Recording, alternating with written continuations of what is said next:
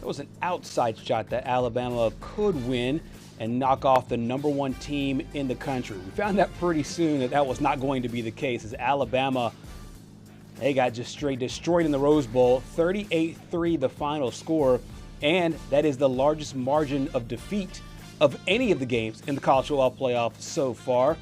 41-10 was the score of the Ole Miss Tulane game. Bama getting beat by 35. Welcome to Southeast Sports Plus. I'm Gerhard Mathangani, joined by Patrick Walsh. And before we go any further on this, I guess we got to give this to the audience. It is hot as I'll get out back here, yes. So we're navigating through. So if we sweat profusely, yes. Just please forgive us here. I'll tell you who wasn't sweating was Alabama on at any point of this game, mainly because I think one of the things that you brought up going into this game was Indiana had not played a game in a very long time, beat Ohio State in the Big Ten championship game, and then you had all the potential distractions with Fernando Mendoza. Goes to New York, wins the Heisman Trophy, does the media circus. You just don't know how teams like that will respond, especially given the fact that last year none of the teams that had a bye ended up winning. Well, they came out, scored 17 points in the second quarter, 17-0 at halftime, which was ironically the same score before Alabama made their run against Oklahoma. You thought maybe that door would stay open. It certainly was not. Look, I knew this game was over, and not in a good way for Alabama, when they tried to draw Indiana offsides early in the game. I think it was 4th and 1 before they punted. Yes. And then ESPN just goes to a cutaway of Kurt Cignetti. The second I saw this look, I was like, oh, boy, Alabama is in for a long afternoon. And as if there weren't any bad memories from the Rose Bowl a few years ago, Michigan sending Nick Saban to College Game Day.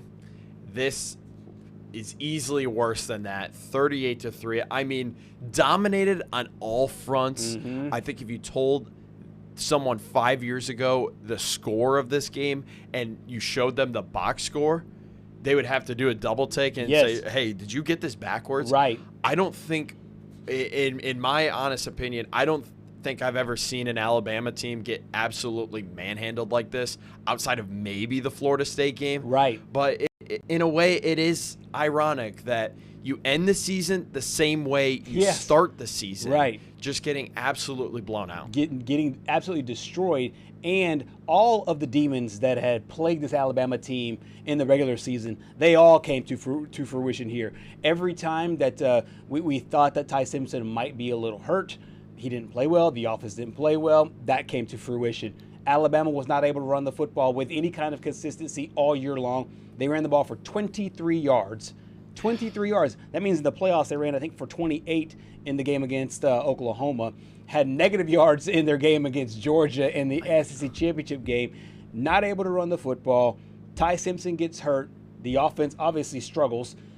And then on defense, there's only so much you can ask that defense to do. I think a lot of people will see 38 points, but it's like it was just a matter of time before the dam broke. You can't expect the defense to play well when your offense is doing nothing. So it's like the defense heads out onto the field, and then Indiana scores some points, takes some time off the clock, and then you go sit on the sidelines for like 3 minutes, and then you're back out there. Rinse and repeat over and over and over again. Alabama could not get anything going on offense, and it's just shocking to see how badly they ran the football, not only this game in general, but this entire year. And you just cannot put all of that on Ty Simpson and basically make him become Superman. I will make the comparison to this Alabama team this year is what the Dallas Cowboys teams in recent memory have been.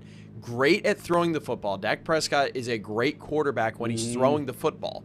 But without a good run game, it's easy to just take away the pass game. I mean, you could put 3 guys up front and take away the run game. That is a major problem that I think is going to get fixed next year for Alabama. Yeah, it has to get fixed. And now that the transfer portal is open, there might be some answers that are in the transfer portal, whether it's different offensive linemen. Speaking of Alabama and offensive lineman, Parker Brales was already declared for the NFL draft. You expect Caden Proctor to follow suit, and both of those guys will be first rounders. But the thing is that the offensive line, and we've seen this from Alabama, the offensive line, yes, it works better as a cohesive unit.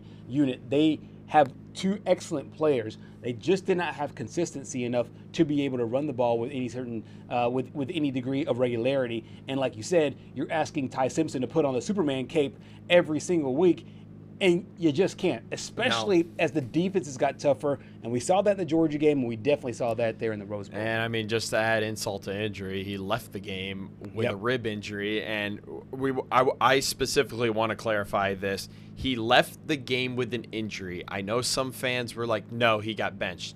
No, he left the game with an injury. I think it came out that he cracked his rib. Yeah. So he did not get benched for Austin Mack. I would never expect Kalen DeBoer to voluntarily bench Ty Simpson in a game where he didn't even throw. I mean, when you look at the stats, the numbers don't really pop out to you. But I mean, at least he was 12 for 16. Right. But outside of that, it's just you can only do so much against an Indiana defense that held Ohio State to 10 points. Right.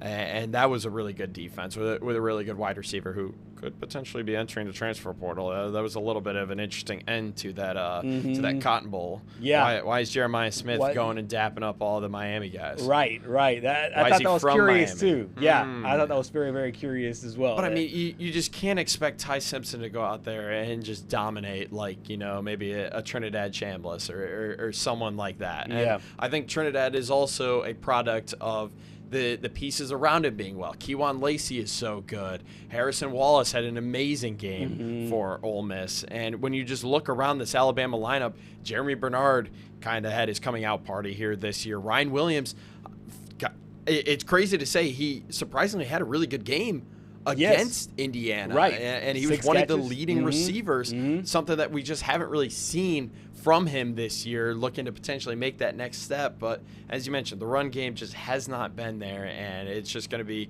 an overarching thing over this whole season. Yeah, and I think that if you're Alabama, it's kind of back to the drawing board because you mentioned it, the fact that the Florida State game at the beginning of the season and the Indiana game late in the season, they looked like two sides of the same coin. Yeah. It looked like two of the same kind of defeats. One was on the road, obviously. One was in the college football playoff. It just felt like that this team just had holes that they just could not answer over and over and over again. Of course, anytime there is a loss, anytime in the season, there are a lot of emotions that go with it. But head coach Kalen DeBoer, him and his guys are having to put things together and put the pieces together for him. Meanwhile, for Ty Simpson, still no word so far with his future moving forward. Could go to the draft. There's some speculation that he could go on to another football team. He's a Tennessee native. Tennessee will be looking for a quarterback. That was a team that was thrown out. Another team that was thrown out, possibly Oregon, is one of the ones I saw there on social media there as well. But his marketing agent has talked a lot about. He hasn't made his decision.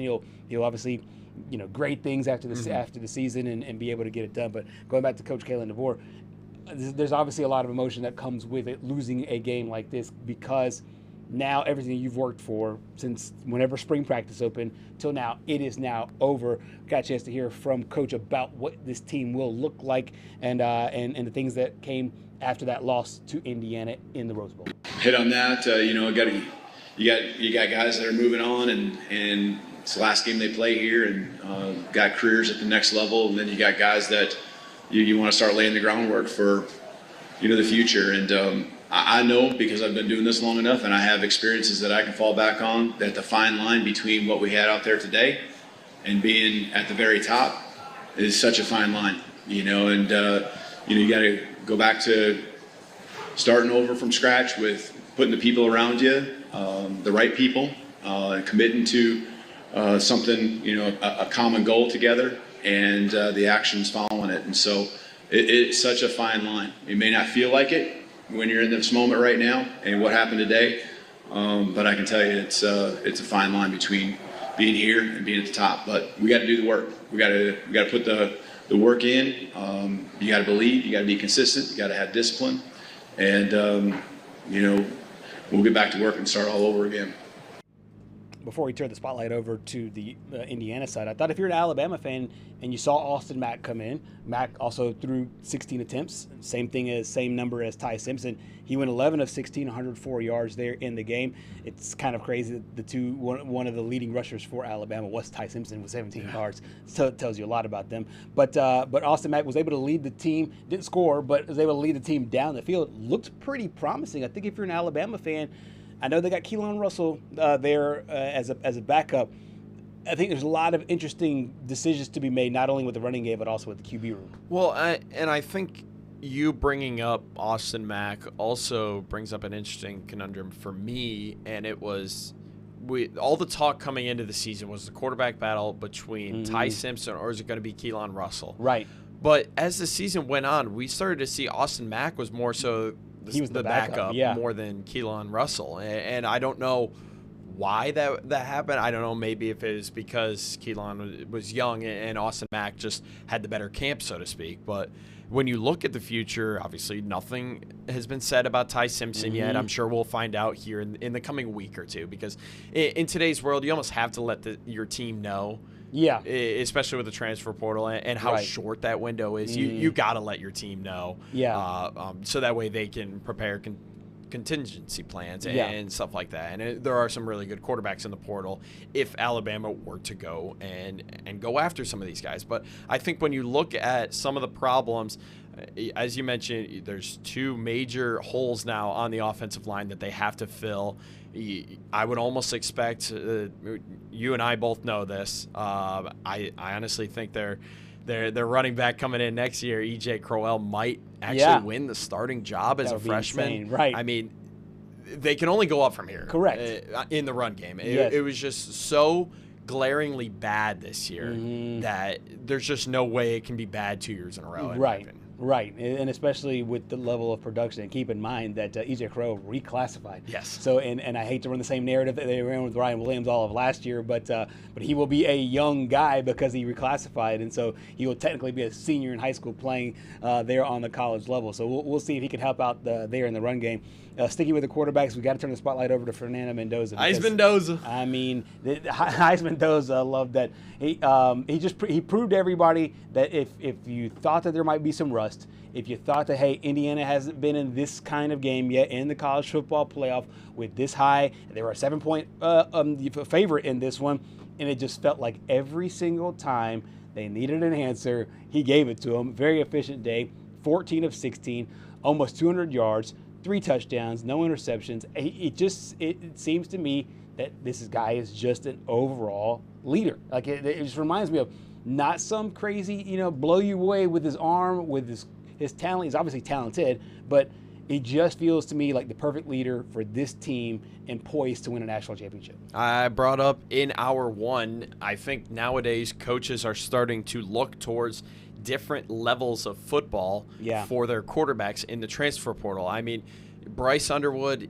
maybe eventually he'll grow into that leader that Michigan needs him to be, but you just cannot throw these freshmen in especially true freshmen in a quarterback and fully expect them to be able to lead a football team. You need to go into the portal, and that's another thing I want to bring up.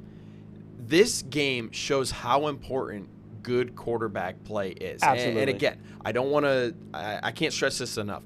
Ty Simpson did get hurt in the game. He did not get pulled because he was playing poorly by Kalen DeBoer. Yeah. But it just goes to show how important the quarterback position actually is. We talked about Trinidad Chambliss coming over, a Division II national champion, leading Ole Miss over a vaunted Georgia team. Gunnar Stockton tried to take over the reins for Carson Beck, who is now in the college football playoff semifinals, and Georgia is back there in Athens just sitting on the couch watching. So it just goes to show you that I think the future of the transfer portal is we're going to see these quarterbacks at maybe these mid-major schools. I mean, what is it? Byron Brown? Did he commit to Auburn yet? I think it's all but a solidified point that all signs are pointing towards him going. But to your point, that is another good example of a guy that produced at the Group of 5 level and now going to the SEC. I mean, it is the future of college football, and I think we just have to grow to expect that this is going to be what takes place. But it's just so important to be able to have that leader in times like these that has the experience. I know Fernando Mendoza played at Cal, so I mean he didn't really have that much experience. I think Cal ended up finishing 6-6 last year. I think so, yeah. He found a great fit in Indiana's offense, and now they're getting Josh Hoover for next year, who I think is going to be a great fit under Curt Cignetti. So Indiana's not going anywhere anytime soon. No, they're not. And it looks like they have a formula in the way they're getting it done. And it feels like a little bit of one and done, but not the same kind of one and done as college basketball, because they're picking up 19-year-olds going to the NBA. This feels like, hey, you go get a seasoned guy for 1 year, you bring them underneath your house, show them the way you do things, and let it roll from there. The way that Alabama used to win is demoralize teams. Curt Cignetti learned that under head coach Nick Saban, running the football, playing good defense. They ran for more than 200 yards in the game, and a la what they did at Alabama, they're able to do it now in Indiana. Here's Coach Sig. Well, I think that's what you would always love to see as the head coach, things we used to preach when I was at Alabama. About changing the way they think, breaking their will, and that's the best way to do it, running the football. And it takes a while. It doesn't happen in the first quarter, second quarter. It happens in the second half at some point, hopefully, when you're able to achieve that goal. And I thought our line did a nice job. I thought our backs really ran hard. And I'm sure there were some nice blocks downfield, too, but the backs, I was really impressed with how hard they ran.